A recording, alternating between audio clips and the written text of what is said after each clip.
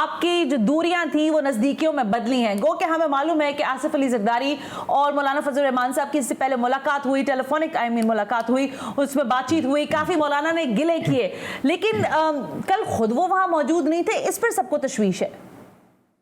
دیکھیے بات یہ ہے کہ شہباز شریف صاحب چونکہ پارلیمنٹ میں اپوزیشن لیڈر ہے, ایک بڑی پارٹی کے MLN کی سر ہے, وہاں پارلیمنٹ کے اندر سٹرگل حکومت کے خلاف, حکومت کے ناجائز قانون سازی کے خلاف, ان کی ناجائز حکومت کے خلاف, ان کی نااہلی اور کرپٹ مافیا کے خلاف پوری اپوزیشن پارلیمنٹ کے اندر ایک پیج پر ہے.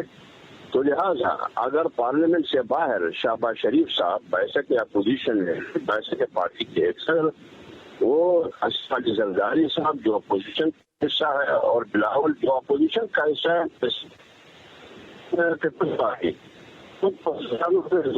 مدعو کیا جاتا ہے. تو میرے خیال میں اس میں کوئی قباحت نہیں, اور یہ پاکستان کی روایات اور اقدار ہے, اور پاکستان کی سیاست روایات اور اقدار سے مستثنا نہیں ہے. یہ الگ بات ہے کہ عمران خان نے ایک ایسی سیاست عام کی جس میں گالی کے علاوہ, بدگوئی کے علاوہ, بد کلامی اور بدتمیزی کے علاوہ اور کچھ بھی نہیں ہے. لیکن یہ ایسی سیاسی قیادت ہے جو ایک دوسرے کا احترام بھی کرتے ہیں.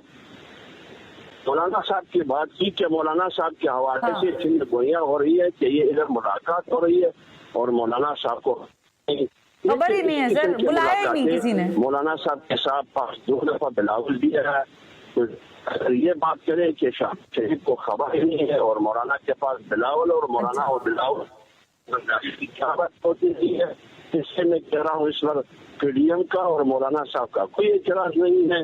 اگر آصف علی زرداری اور بلاول شہباز شریف کے زہرانے میں شریک ہو, اس میں کوئی قباحت نہیں ہے.